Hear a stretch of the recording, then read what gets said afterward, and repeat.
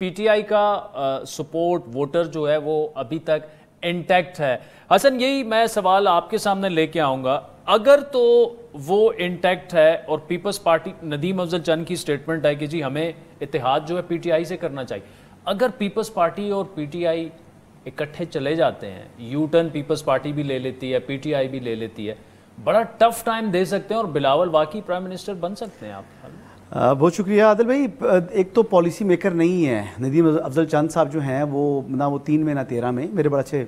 دوست ہیں، تعلق ان سے اچھا ہے، لیکن جو پاکستان پیپلز پارٹی کی جو پالیسی میکنگ ہے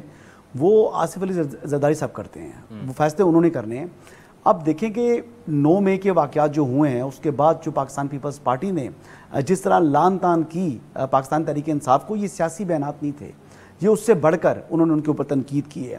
تو آپ سمجھتے ہیں کہ کیا پاکستان پیپلز پارٹی دوبارہ ہاتھ ملا سکتی ہے، چاہے کسی بھی فارم میں پاکستان تحریک انصاف آ جائے؟ مجھے تو ایسا لگتا نہیں ہے، ایک چیز۔ دوسری چیز ہے کہ جون سا بھی سیاستدان ہوتا ہے، وہ چاہتا ہے کہ وہ جتنا بڑا چنک جو ہے وہ سمیٹ سکے الیکشنز کے اندر۔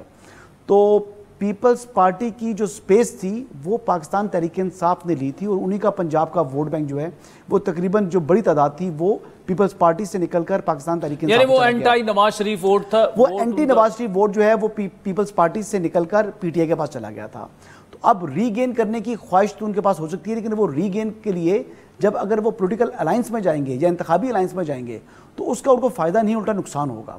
تو پنجاب کی جو سیاست ہے وہ بیٹل آف پنجاب کے اندر اگر آپ دیکھیں تو وہ الیکٹیبلز بڑے میٹر کرتے ہیں۔ پیپلز پارٹی کے لیے سدرن پنجاب کے اندر تو کچھ چانسز ہیں،